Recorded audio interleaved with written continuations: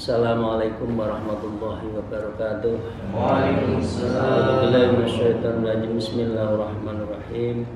Alhamdulillahilladzi hadana li hada wa ma kunna linahtadiya laula an hadanallah. Asyhadu an la ilaha illallah wa la syarikalah wa asyhadu anna Muhammadan abduhu wa rasuluhu la nabiyya ba'dah. A'udzu billahi minasyaitonir rajim. Bismillahirrahmanirrahim. Ya ayyuhalladzina amanu taqullaha wa kunu ma'as shadiqin. Amma ba'dah. Para salikin, para jamaah, kolega, sahabat, dan bapak, ibu, tuan-tuan dimanapun berada di Zoom, Zoomin dan Zoomiyat yang saya cintai, yang saya hormati. Atas izin guru, mari kita melanjutkan ngaji kitab Minhajul Abidin di pagi hari ini. Seraya senantiasa bersyukur alhamdulillahirabbil alamin ala kulli halin wa ni'matin, dan bersolawat Allahumma shalli ala sayyidina Muhammad wa alihi washabihi. Para jamaah yang insya Allah mendapatkan ridho dan maunah dari Allah, kita akan membahas tentang meneruskan aqobatul qawadih, tanjakan induran seseorang yang menuju Allah ternyata sudah tinggal satu di puncak kenikmatan bersama Allah, maka di situ ada penyakitnya, ada penggodanya, ada yang merusak amalan-amalan kita, dan itu tiada lain adalah tiga ya. Satu, ujub terhadap membanggakan diri kita. Yang kedua adalah riya, memamerkan ibadah kita. Dan yang ketiga adalah takabur. Itu semua adalah penyakit hati yang merusak amalan-amalan kita. Kita sudah membahas 2 kali pertemuan, yang pada intinya 2 pertemuan itu menyebutkan kalau seseorang beribadah, berzikir yang namanya adalah ibadah ruhaniyah, batiniyah, maka tidak boleh sedikit pun riya. Tidak boleh riya. Kok misalkan lagi suluk lagi zikir nafi isbat, kemudian di videonya disebarkan, itu nggak boleh. Itu berarti riya, karena ini adalah perbuatan amalan yang ruhaniyah, batiniyah. Itu urusan kita dengan Allah. Tapi kalau ibadah itu yang menyangkut dari ibadah pokok rukun Islam, maka dengan demikian orang mengetahui nggak apa-apa. Ya, masa sholat jamaah antar jamaah tidak mengetahui, kan tidak mungkin. Nah, yang penting ikhlas. Ya, itu ya. Itu sampai pada tingkat itu. Maka karena mari kita lanjutkan. Wa qala al-mu'allif fi hadzal kitab wa nabihima bi ulumiyya fi darin amin ya rabbal alamin. A'udzubillahi minasyaitonir rajim. Bismillahirrahmanirrahim. Famta'a fi hadza wa'ir riya falam yuhtaj ila ikhlasi talabil ajr. Jadi dengan demikian famta'a fiha, maka terhalang olehnya di dalam fiha, artinya ibadah-ibadah ruhaniyah, batiniyah. Adik zikir sehari berapa kali nggak usah diceritakan. Amalan-amalan pribadi kita nggak usah banyak diceritakan, kecuali memang untuk dakwah yang sifatnya tertutup. Ya, dakwahnya riya, maka itu tidak boleh ada riya. Falam yuhtaju, karena itu ibadah batin, ya. Falam yuhtaj ila ikhlas, maka dengan demikian tiada lain ibadah ruhaniyah itu harus ikhlas, tolabil ajr, dan tidak usah menuntut ganjaran. Jadi orang beramal itu ada 3.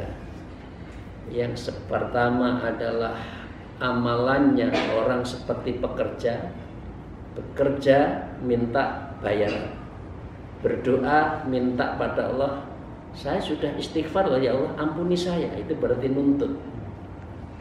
Ini adalah ibadahnya orang seperti kerja minta bayaran. Yang kedua adalah ibadahnya orang ikhlas, yang dalam hal ini dia adalah hanya lil akhirah. Jadi tidak minta bayaran di dunia tapi di akhirat. Yang bagus adalah ibadatul lil mahabbah, ibadah yang memang hanya mencintai Allah. Allah memberi, Allah membalas, Allah apa? Allah yang tahu. Dan itu harus diperuntukkan pada Allah semata-mata. Jadi ini adalah ibadahnya khawasul khawas. Para wali biasanya seperti itu. Beribadah bukan berarti menuntut, tapi beribadah karena memang betul-betul perintah Allah.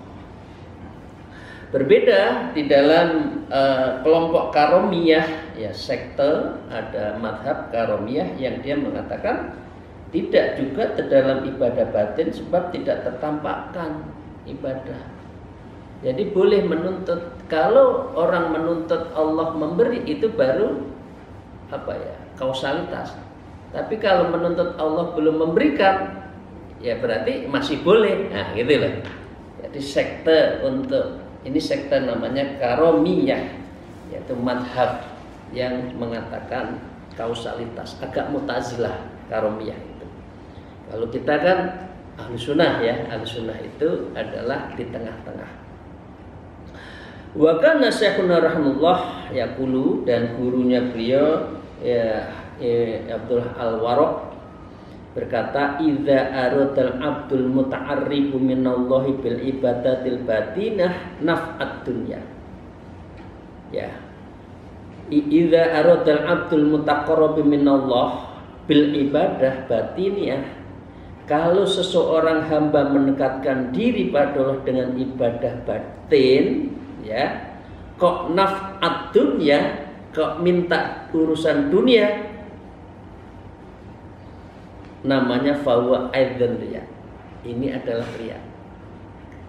Jadi riya itu adalah menunjukkan, ya, terhadap keinginannya ada urusan dengan dunia. Jadi adik-adik pinter ngaji Quran, tahu-tahu di satu komunitas nggak ada yang minta acara resmi, tahu-tahu ngaji dikencengin enak, riak kan? Padahal forumnya forum biasa, tahu-tahu ngaji enak terus didengarkan orang, tujuannya biar dia didengarin temennya kan? Nah itu riak. Kalau urusan ibadah batin tidak boleh riak. Oke ya. Qultu anna wala ya'budu idzan an qa'a fi kathi minal ibadah al batinah al ihsan al ikhlasan.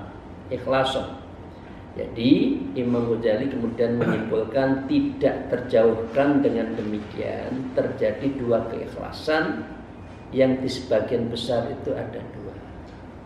Jadi ada ikhlas karena perintah Allah semata. Dua, ikhlas karena memang ada tujuan akhirat. Nah, kalau yang ibadah batinnya itu ikhlas semata. Kalau urusan Islam rukun Islam itu ibadah puasa, ibadah sholat, ibadah haji, kan orang banyak yang tahu. Nah, karena itu boleh menuju akhirat.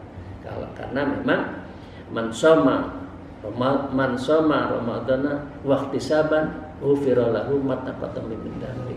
Ada hadisnya. Jadi kalau orang sholat, orang puasa mau mohon ridha Allah, qiyamul lail wahtisaban ghufira lahu, akan diampuni dosanya. Nah, itu berarti kan ada kausalitas akhirat. Itu boleh kalau ada yang menyangkut ibadah rukun Islam. Tapi kalau yang ibadahnya batinnya, lepaskan itu semua, saya hanya menjalankan ibadah. Seperti orang suluk, lillahi ta'ala, karena ingin saya mendekatkan diri pada Allah. Cukup. Tidak ada orang suluk biar saya jadi karomah, jadi wali, nggak boleh. Nah, jalanin saja. Wa kadzalika nawafil, begitu juga dalam hal ibadah sunnah, yajibu fiha ikhlason, maka termestikan di dalamnya dua keikhlasan sekaligus, jami'an inda syuru'i, sekaligus ketika saat mengerjakan. Kalau ibadah sunat itu boleh. Jadi kan qobliyah, ba'diyah, sholat malam, sholat fajar, sholat syuruk, sholat apa lagi yang biasa, sholat duha, boleh. Itu kan mengambil dua-duanya. Ya perintah Allah karena Al-Quran hadis ada, ya mohon akhirat juga boleh. Itu boleh kalau nawafil, ya kalau ibadahnya itu sunnah. Wa ammal mubahah al-makhdudatul uddah fa inna ma yaqa'u fiha al-ikhlasu talabul ajran. Kalau urusan ibadahnya mubah, maka sesungguhnya boleh minta ganjaran. Mubah kok.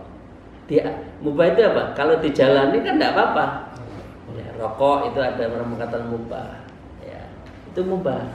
Tapi ada orang mengatakan kalau merokok kok menambah sakit dipaksa, itu menjadi haram karena menyiksa diri. Kalau merasa sehat ya nggak apa-apa, mubah. Nah, saya tidak ngerokok, saya juga sudah ngerokok. Saya sudah 40 tahun tidak pernah tahu rokok. Lebih lagi ya, saya waktu ketua umum PBPMI masih ngerokok saya. Semester ketua umum di 91 itu masih ngerokok. Tapi di akhir saya ketua umum PP saya sudah nggak ngerokok. Ya. Niat saya, ya Allah saya sehat biar saya dengan sehat saya lebih bisa ibadah kamu. Wah ini dapat akhirat. Kalau itu yang mubah, ya, dan bisa ya, mana ikhlas yang ruhaniyah amal ya, mana yang ikhlas hubungannya dengan rukun Islam, mana yang sunat, mana yang mubah. Udah tahu ya, ini dari Imam Ghazali. Duna ikhlasul amal, maka dengan demikian ini adalah ini bukan berarti tidak ikhlas kalau mubah, ya. Bal ya'uddatu ala qurbah, maka dengan demikian justru ini untuk persiapan uddata ala qurbah, yaitu untuk mendekatkan diri pada Allah. Saya nggak ngerokok biar saya sehat, biar dekat dengan Allah. Oh, pahalanya banyak. Saya makanannya saya tidak israf, tidak terlalu banyak. Yang makanan-makanan jeruan saya tidak makan biar saya sehat, biar saya ibadah. Oh, ibadahnya itu pahalanya lebih banyak lagi, itu boleh. Makanan kan mubah sebetulnya, boleh. Kecuali yang damun wan khinzir, kecuali darah dan babi, ya, dan bangkai ya. Itu. Selebihnya boleh. Tapi kok bahaya kita tidak, biar ibadah kita tumpeng. Tumpeng itu ya. Sholat 5 waktu sing mempeng ya. Terus ada ujungnya itu bujeng, nyebuto sing kenceng ya, artinya bujeng itu menyebut nama Allah yang terus ya. Orang Jawa itu pinter ya, bujeng. Baik, maka itu pahalanya lebih banyak lagi karena nyadarkan diri lil qurbati illallah ma'uddatan alal qurbah. Nah dengan demikian fa in qulta hadza ma'udhi'uha fa bayyin lana waqtahuma minal amal. Lalu semua ini adalah objek tentang ikhlas dan riya, maka jelaslah kepada kami tentang waktu kapan ikhlas kapan riya. Nah karena itu fa'lam anna ikhlasul amal ma'al fi'li yuqarinuhu la mahalata wa la yatakhar anhu. Maka ketahuilah sesungguhnya ikhlas dalam beramal itu harus beriringan saatnya, niatnya, sedangnya, dan paskanya. Paham? Waktu niat lillahi ta'ala kan, sholli fardhu lillahi ta'ala, puasa lillahi ta'ala. Waktu sholat juga lillahi ta'ala, bukan karena ada jamaah yang disenangi, dicintai, imamnya lagu-lagunya enak. Nah, berarti saat beribadah ada seseorang kemudian dienakkan, itu nggak boleh. Jadi itu berarti indal ibadah berarti tidak ikhlas.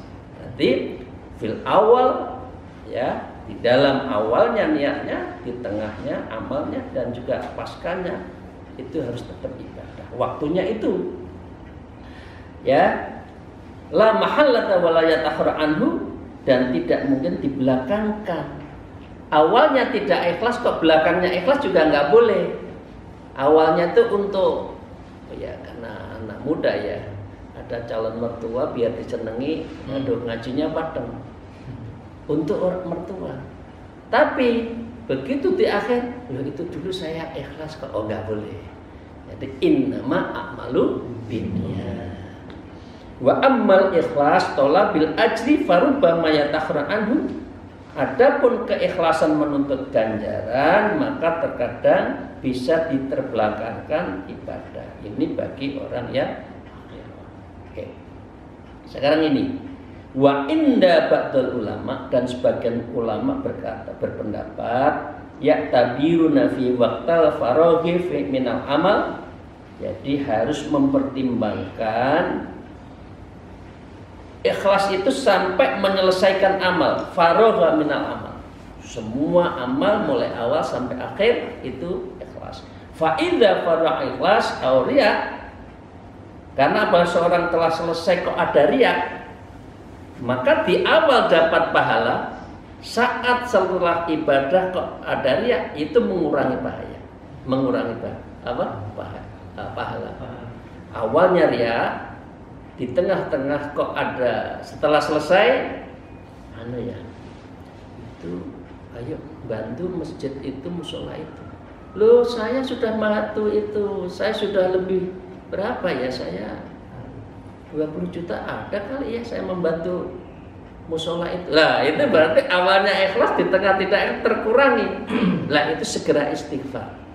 Ya Allah, astagfirullahaladzim, saya kok ngomong gitu. Untuk mengembalikan agar pahalanya itu lebih tetap terpelihara. Faqatinqadul amr, maka karena sesungguhnya telah terfinalkan kepastian urusan itu harus ada riyah dalam beramal, wala yumkinu istidrakahu ba'duhun, maka dengan demikian tidak mungkin ada memperbaiki setelahnya. Jadi ikhlas itu di awal, di tengah, dan di akhir, dan sampai kapanpun harus ikhlas. Maka dengan demikian Bapak Ibu sekalian, sedangkan menurut ulama lain selain Ahlus Sunnah Jamaah, artinya ada sekte Al-Qaramiyah, kalau dia berpendapat begini, selama ia belum meraih manfaat yang ditentukan dengan riya, maka dia masih mungkin namanya ikhlas. Aku tuh ngaji enak kok nggak enak yang muji. Itu menurut mereka masih ikhlas. Niat saya dipuji manusia, loh manusia nggak ada memuji saya, ini ikhlas. Itu loh. Ini pandangan mereka, ya pandangan. Tapi kita nggak usah ikut seperti itu ya. Fa idzana la matluba faqad fata. Namun apabila telah meraih hal itu dituntut, maka hilang kesempatan ikhlas. Orang sudah tepuk tangan, kira bagus, enak, ya sholawatan, semua orang nangis. Nangis bukan karena sholawatnya, nangis karena suara merdunya. Itu dua-duanya nggak boleh. Yang ngaji juga ingin dipuji karena enak, sehingga bisa merenyuhkan jamaahnya. Ya, yang sholat, yang mendengarkan juga senang dengan suaranya, bukan sholawatnya. Kadang-kala itu orang pergi haji, ya maaf ya, udah saya kalau yang imamnya bukan sudes, saya nggak ke Masjidil Haram. Karena kalau waktu sudes, surem, itu merdunya enak sekali. Jadi dia sholatnya itu hanya karena ingin mendengarkan surem, sudes, imam sudes. Itu nggak boleh. Itu berarti lilnya bukan lil. Di sana ya, kalau terawih di masjid sana itu imamnya enak banget. Lah ini mau terawih atau mau dengerin imam sholat? Padahal sholat itu kan bukan suaranya. Imam itu yang penting rukun sah wajibnya. Ya kullallahu khatta, asal ikhlas selesai, gitu loh. Jadi itu ya Bapak sekalian. Maka dengan demikian baqala ba'dul ulama innal faridata yumkinu iqamatul ikhlas fima ilal maut. Maka dengan demikian sesungguhnya ibadah fardu masih memungkinkan untuk meningkatkan keikhlasan sampai mati. Jangan sampai wafat amal-amal kita itu kita cerita-ceritakan. Dengan demikian wa ammal nawafil fala sabila illa dzalik. Adapun ibadah yang sunnah maka tidak ada jalan lain, yaitu tidak terpulang melakukan hal itu juga sebaiknya. Nah, Bapak Ibu sekalian, sahabat saya sekalian yang saya hormati, qala, sedangkan para ulama lain berkata wal farqu bainahuma annahu ta'ala adkhalal abdu fil faridah. Perbedaan antara ibadah fardu dan ibadah sunnah yang semua itu harus dimasukkan di dalam ibadah fardu, fa ma'mulun, maka ia diharapkan oleh hambanya tafaddulun, dia harus mengutamakan wa taisyir fiha, yaitu tetap mengutamakan dua-duanya itu. Selain batiniah, maka selain ibadah batin, maka dua-duanya boleh lillahi ta'ala dan lil akhirah. Adapun ibadah sunnah, maka hamba itu yang telah memasukkan dirinya melakukan itu, maka ia ditekankan memenuhi hak ibadah. Sunnah juga sebaiknya ikhlas, walaupun akhirat boleh. Nah, karena itu qultu ana wa fil mas'alatil faidatu wa iya anna sabata min hurriyah au tarkul ikhlas fi amalin. Dalam hal persoalan ini terhadap satu faedah, yaitu riya yang berkelanjutan, artinya riya terus, maka itu bisa membatalkan ibadah. Semua ibadahnya kok riya, nah, itu tidak boleh. Maka dengan demikian maka masih memungkinkan banyak untuk meralat. Jadi ibadah saat tertentu ikhlas, kemudian di tengah jalan ikhlas, di tengah ngamalkan ikhlas, di ujung ada ikhlas, maka tetap diralat. Ralatnya itu dengan cara, kalau guru Bakhit mengatakan harus banyak istighfar terhadap cerita-cerita amal-amalnya itu, biar amalnya itu masih utuh. Ya. Wa talafihi ala ahadil wujuh allati dagharnaha qablu, dan yang mesti menyertakan mengenai hal berdasarkan salah satu cara yang telah disebutkan tadi, awal, akhir, di ujung, itu harus tetap dalam posisi ikhlas. Nah, maksud dari mengutip berbagai pendapat tadi, pendapat ini, pendapat itu para kiai, maka dengan demikian agar kita mengetahui mengenai betapa sedikitnya pelaku-pelaku ibadah itu mesti harus ikhlas, dan betapa jarangnya keinginan untuk menempuh jalan itu. Karena banyak orang yang suka pamer amal, pamer sedekah, pamer apa. Bapak Ibu sekalian, tolong ini saya bangun ya, setiap sholat jangan lupa kirim Fatihah ke saya ya. Gedung ini kan saya sudah bangun. Nah, berarti nggak dapat apa-apa karena dia ada pamrihnya, gitu ya. Dan semata itu untuk mempermudah agar kita bisa mengamalkannya. Maka dengan demikian fa'illam yajid li'illati dawa'an fi hadzal qaul wajidahu fil akhari, ya. Maka jika ia tidak menemukan obat untuk mengobati penyakit kita yang suka pamer, yang suka riya, yang suka ujub, yang suka takabur itu, niscaya ia akan menemukan dalam pendapat lain, ya, fil akhor li ikhtilafi amrid, karena berlainan berbagai penyakit kepentingan seorang, wa ila lil amali wa afatiha, dan pengganggu berbagai amal yang bisa merusaknya. Ya itu ya Bapak sekalian. Fafham Rosidan insyaallah ta'ala. Semoga Allah memberikan pemahaman kepada kita agar amal-amal kita itu betul-betul dalam posisi ikhlas lillahi ta'ala. Bapak Ibu sekalian, mari kita meneruskan sedikit lagi. Fa in qulta akullu amalin yahtaju ila isal mufrad. Apakah setiap amal ibadah membutuhkan keikhlasan tersendiri? Nah, ini fa'lam annahum qad ikhtalafu fi dzalika faqila innahu yajibu likulli amal ikhlas mufrad. Maka Imam Ghazali ketika ditanya apakah setiap amal itu memiliki keikhlasan terkhusus yang khusus, maka beliau mengatakan sesungguhnya ulama itu ada yang berbeda pendapat, tapi intinya gitu. Intinya satu. Yajibu likulli amal ikhlasun mufrad. Setiap amal diwajibkan untuk memiliki keikhlasan. Ya. Ya, ini umum. Ya. Ada yang mengatakan tadi kan karomiyah, kalau niat saya belum dipuji manusia, belum ada ya saya masih ikhlas.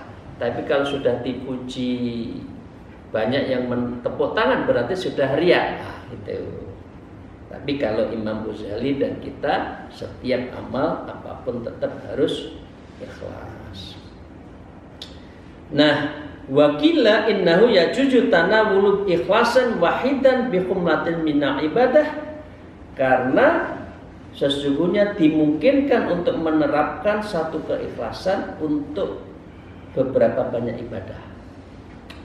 Jadi artinya gini, apakah orang istighfar ikhlas? Ikhlas. Apakah istighfar yang memiliki pengaruh yang lain ada hubungannya ikhlas? Ikhlas. Artinya apakah setiap satu amal satu ikhlas? Nah, sekarang ada juga amal-amal dunal arkan kasolati wal wudu wa yakfiha ikhlasun wahidan. Tetapi kalau orang wudu, sholat, baca Quran satu rangkaian, maka satu kali ikhlas sudah 3 kali amal. Orang wudu, kemudian sholat, baca Quran, itu berarti ikhlasnya itu jamak. Nah, itu lah boleh.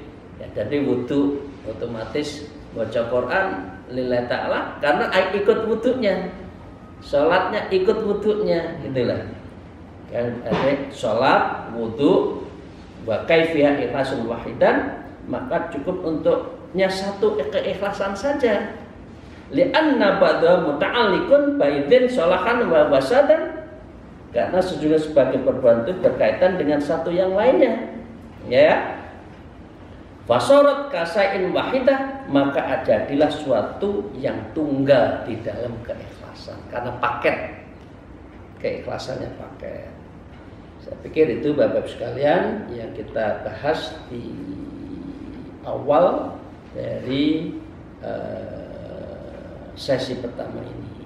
Semoga Allah meridhoi, membimbing kita, dan insya Allah kita dalam posisi belajar ikhlas menjalani perintah Allah, ikhlas beribadah, dan ikhlas dipuji Allah, ridho.